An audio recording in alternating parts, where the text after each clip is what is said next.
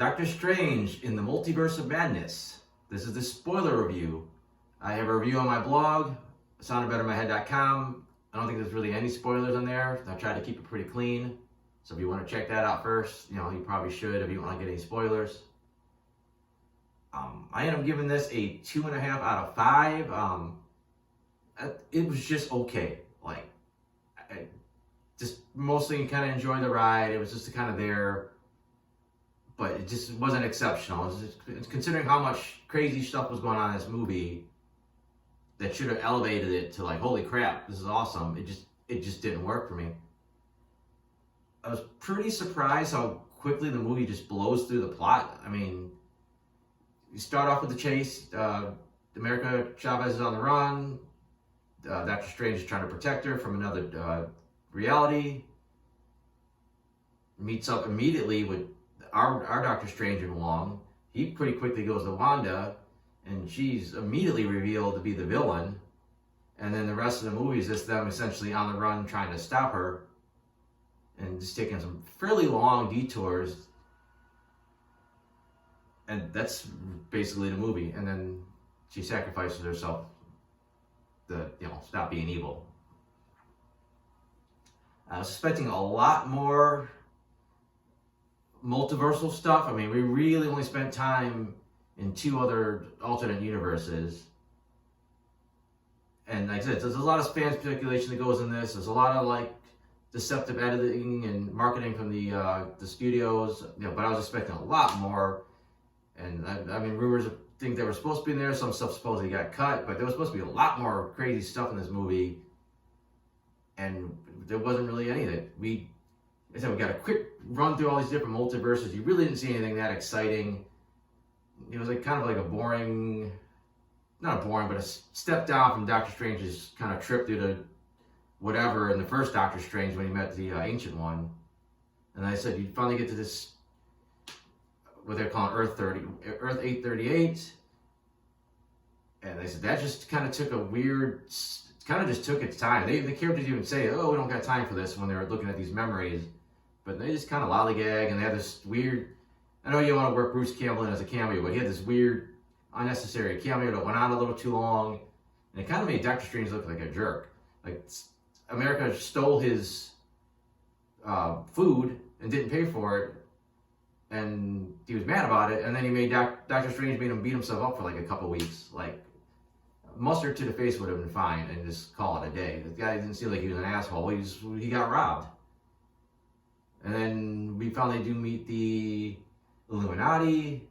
And I was kind of hoping there was people from different realities come together to guard the multiverse. But it was just all from this reality. And the marketing spoiled almost all of it. We knew Picard was going to be in it. Not Picard. We knew Patrick Stewart was going to be in it, playing Professor X.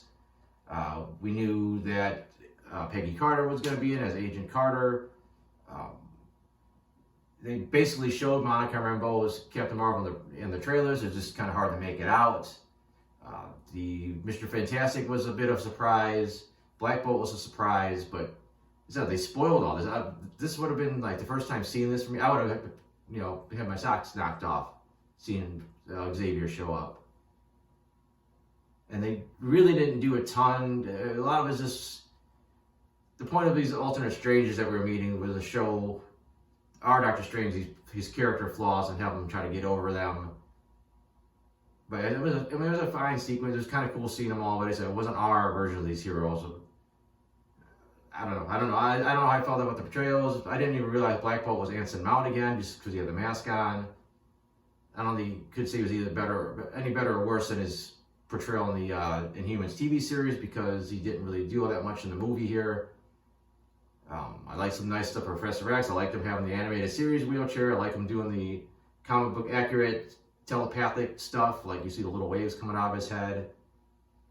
A lot of people wanted to see Krasinski as Mr. Fantastic. We'll see if they keep him going forward, because so far the alternate reality characters that we have met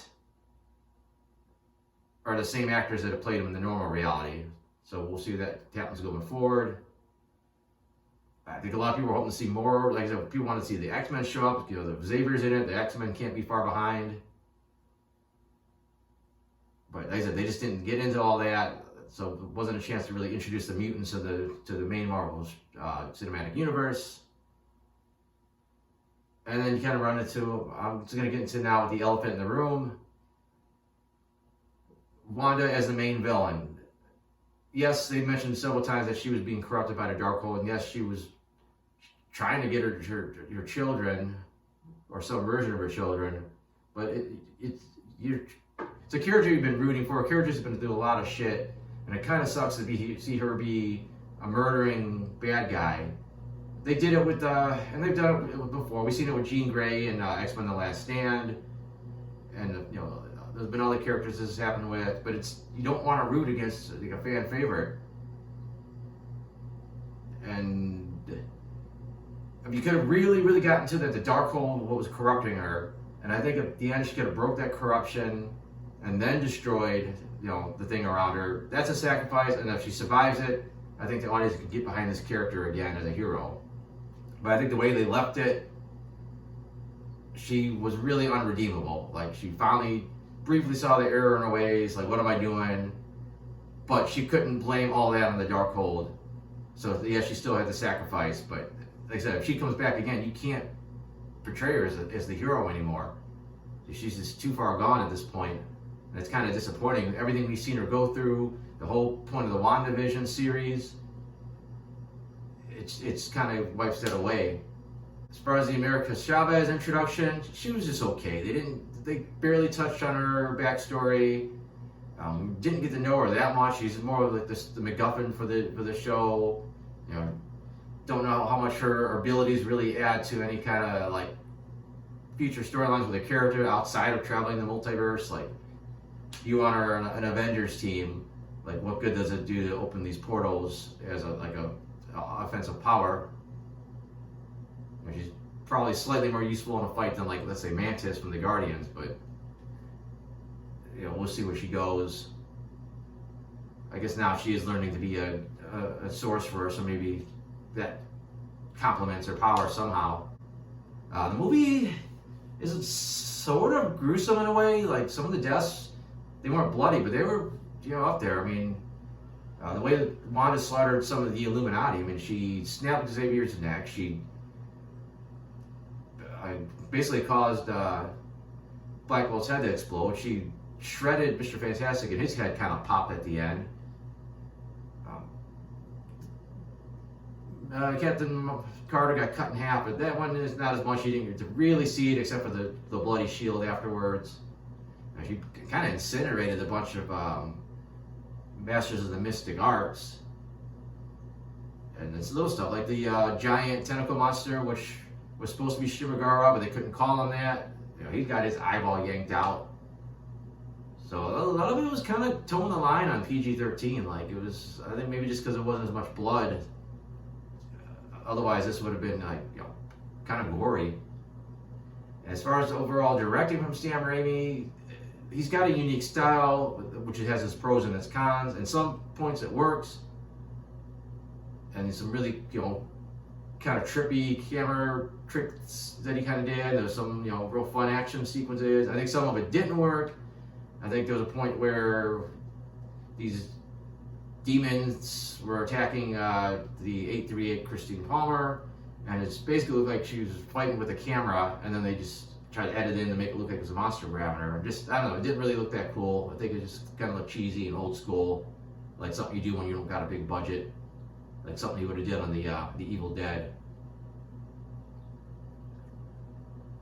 And I think also that's another thing, it was misleading from the trailers, or the fans got right into it. I think people thought there was going to be more with the Marvel zombies, but the only zombie was this Doctor Strange taking over that corpse of himself from the other dimension, which it looked kind of cool. I mean, but whatever, it wasn't anything that great. And it was almost unnecessary to see that other Doctor Strange that was completely corrupted by the Darkhold. I know, again, they're trying to see Doctor Strange at different levels of, like, what our Doctor Strange could be in different situations. But I don't know, so he almost should have had the one that he met with the Illuminati. Maybe he went off on his own and got even more corrupted, and that's the one he meets. And then the fight scene, it was just kind of mediocre. Mostly it was this weird musical battle. which, I don't know. I think that they did a much better version of the Doctor Strange versus Doctor Strange in the What If animated series. And I think a lot of the other, just the travel in the multiverse in general, and some of these alternate versions of characters were done a little bit better on the animated series. So I think if you didn't watch that, this is all going to be new to you in this movie, and I think you might get a kick out of it a little bit more. I guess that's it for the main movie. I probably could go on forever. I'm sure I missed stuff I wanted to talk about, but I think that's like the bigger stuff. But post credits, the mid credit scene. First, it was this weird ending where Strange suddenly collapses in pain and his third eye pops up. Which initially I was going to say that should have been a mid credit scene, but then we see the third eye apparently is no big deal, and he meets up with Charlize Theron playing Clea, who in the comics is a powerful sorceress that he was, married to at one point. They've been enemies occasionally, and she's from the dark dimension. Obviously, the movie doesn't tell you any of that. I'm sure a lot of people had to run home and try to Google who she was. And then the post-credit was just a joke ending with Bruce Campbell finally stops beating himself up and ends the movie. I mean, I said it was kind of cute, but I said first of all I didn't like the fact that he was getting beat up. I thought that was mean. So at least let's see that he got out of it, but it wasn't really worth sticking around that extra time to the credits for. But I think I'll wrap it up there. Like I said, if you still want to read the non-spoiler review and you haven't read it yet, that's on soundofbettermyhead.com. I got other reviews on there. I have my comics on there. So thanks for watching.